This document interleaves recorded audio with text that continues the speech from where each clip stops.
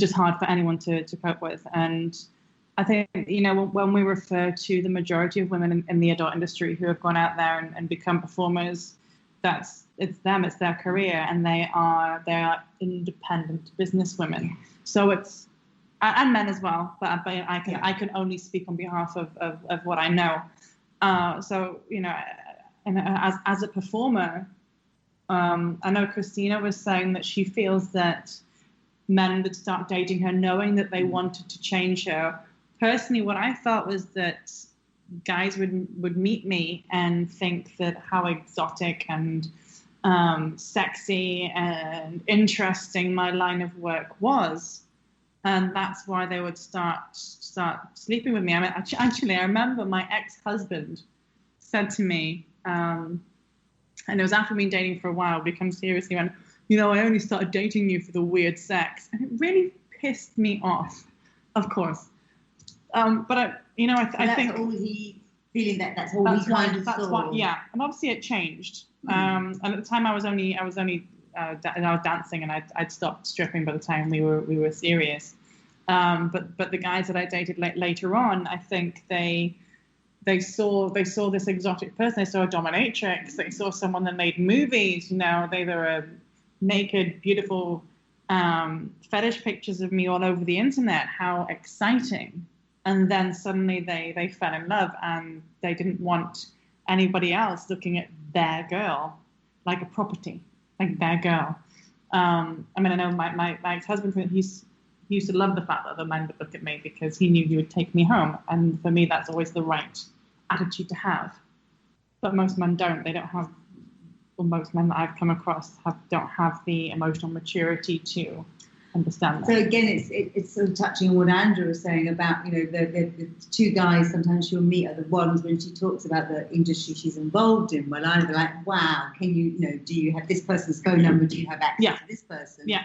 Or will either kind of sort of shrink back and in her sense begin to perhaps judge the whole industry and also judge her work. So I wonder for you, it sounds like actually the men you were attracting were the ones who were really excited by the whole industry and were just because I was young. I was young then, and the industry for me was still that exciting. I think maybe. The industry for me now is still very, very exciting. I love my job, but in a completely different way. The industry is very much a way of life. Even though I have been in the industry for 20 years, it's now I am on the corporate side. I'm not dipping in and out. It's the full time. It's everything. Your focus has changed, hasn't it? Yeah, and it's still I've got a profile on Tinder, and on the background of some of the photographs, it's award shows, so you can see Pornhub and things like that in the background. And I put it up there to see what kind of reaction I'll get and what kind of questions I'll get. It's like a little test. Oh, you work in porn. Whoa. Yeah, brilliant. Nice one, mate. Okay, so again, it's that, you're testing people in that sense, perhaps, just to see, and also putting it out there, not a test, that's maybe a bit harsh. It is. I was going to say, actually, my reaction there was quite harsh, because it is, for most people that don't work in the adult industry, it is exciting, it is interesting, you want to ask these questions, but I don't need that now.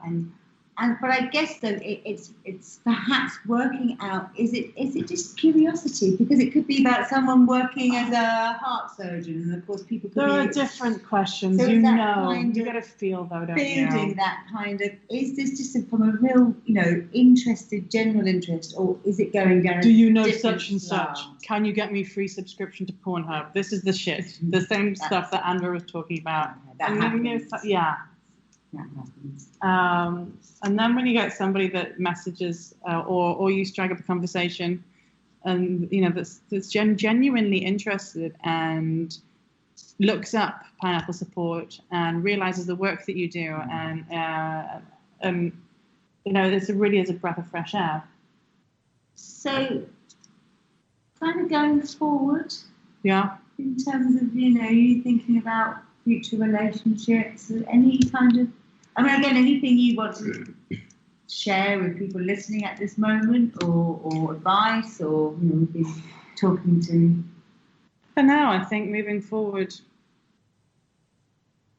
I've had boundaries set up for a long time, but as you know, I get very focused on one thing, whether that's my ADD or my OCD, who knows? But I get a very particular focus, and I think moving forward, it's just trying to move that particular focus onto me, and hoping that will.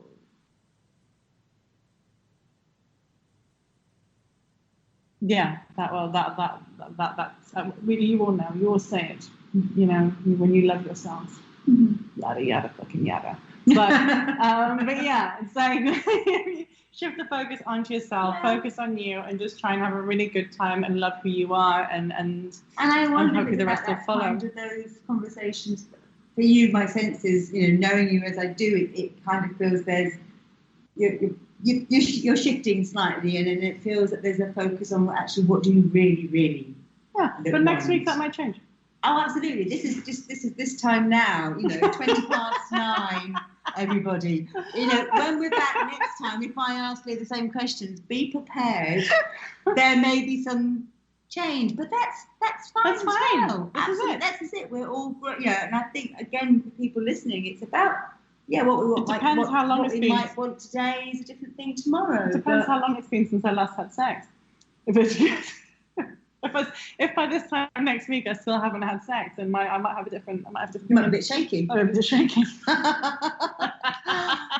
You know, it's great that, thank you, because it's really lovely to kind of bring your views and your kind of, you know, being really candid and being really honest. And I think it's been great with all of our guests today. In the last 3 segments we've had, you know, how open and honest they've been. Well, this is the only way that being open and honest is the only way that we can help other people who are in the same situation know that they aren't on their own, know that it's okay to evolve, that it's okay to change your mind, that it's okay to have really shitty relationships because the next one might be good. It's okay to make really shitty decisions because that shitty decision will teach you a lesson that hopefully you won't repeat. Or you might repeat. You might repeat over and over again until, you know. Yeah, to a few more years down the line. Exactly. And I guess it's also something about remembering, I guess there's something around, I don't know why, I usually start thinking about social media and how as a society we are faced with so many people online looking as though they've got this perfect relationship and everything is absolutely perfect and shiny. And to remember, relationships are hard work. You know, even when they're going great and going wonderful. Relationship with yourself is hard work. Absolutely. It's going to be even harder with somebody else. Waking up and seeing yourself in the mirror the next day. Try not to. Going, what did you do last night? Again? You know, that absolutely, you've nailed it on the head there. And I think, and again, it's about that compassionate, of how we can be compassionate with ourselves. Perhaps can also help us to be compassionate with others when they muck up or fuck up or whatever. You know, it's about having that compassion and empathy and shining that light, you know, on ourselves and being kind. Absolutely. Which can allow us to be, sometimes give people a little bit of a wriggle room, but sometimes not. Depending on who it is. I think we are rapidly running out of time. We are, because you and I find it so very easy just to chat, which is wonderful. And I know I would usually wrap up, but I can't. I'd like to thank myself for talking on the show today. No, It's an acceptance speech, everybody. Here we go. Well, so I guess, I mean, it's hard, isn't it? Because it's well, you're the guest today, in a sense. So thank you, Leah, for presenting and offering yourself up to be questioned. The meat on the platter. Probed. Probe me, baby. And being so honest, you know, and open. And I think all the other people we've spoken to, Andra, Christina, Callum and Cole, and the other 3 parts of the series, I hope you all get the chance to listen to their views on relationships. Yes. Yeah, please do keep on listening, and thank you so much for listening to this show. And if you'd like to know more about Pineapple Support, please visit pineapplesupport.org. And this has been Pineapple Talk on Society Bites Radio. And thank you so much. And thank you, Shelley. Thank you. Love you. Love you.